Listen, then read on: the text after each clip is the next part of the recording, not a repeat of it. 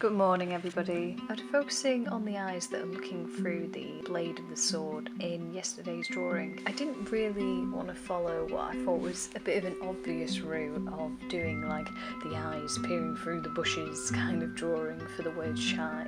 So I'm trying to think of the word more in the term of camera shy. I've been tending towards realism in the last few pieces and I wanted to move again towards pattern and simple work and more cartoony stuff again, as I was really happy with how Poison had turned out earlier this month. The inspiration behind today's piece was really about all of the times that I recently visited the zoo, as I go to the zoo quite a lot. I just think it's a really nice way of seeing animals, and I don't really buy into the whole, oh, it's really cool and really horrible. I don't know whether it's just the UK, but it's not really like that in UK zoos, and the vast majority of your money will go towards conservation. But anyway, the reason I like going to zoos especially is just seeing animals that I'll never get to see in the wild and getting to take pictures and draw them. I think they're really interesting to look at, and I love drawing animals. So every time we go there, I bring my sketchbook and my camera, and we take a lot of time just walking around and seeing how they act. I think it's really fun. And every time we go there, me and my partner, we have a picnic, and the last couple of times little rabbits have come out. I think it's because we always go when it's a lot warmer, and we see lots of baby bunnies and rabbits, and they always just come out through the bush and seem to forget that we're there.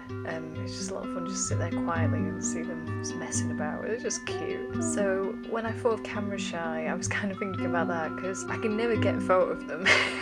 They're the only animal I couldn't get a picture of at a zoo because they aren't stuck having to deal with me taking a photo of them. Not that I can take a photo of most of the animals in the zoo, but no, I thought it'd be funny to do like a small rabbit hidden in the bushes kind of image, so that's where I went today. Now, thinking about brushes and stuff like that, I wasn't really sure how I wanted the pattern to go, so I went for a walk around where I live and I started sketching out some of the patterns of the leaves and bushes around my area, and I tried to use those little sketches as like the basis of just different pattern elements within a larger pattern, and I started encircling the central rabbit with that, and my hope was that the line work of the foliage would conceal the rabbit from the viewer, almost like a Where's Wally kind of thing, where you could almost not see the rabbit in the mess of vines and plant life. However, as I finished it off in that style, I just felt like it was almost too lost in that space. I think I'd gone a little bit too far, so I thought, how about adding a little bit of darkness between the pattern on the outer edge and try and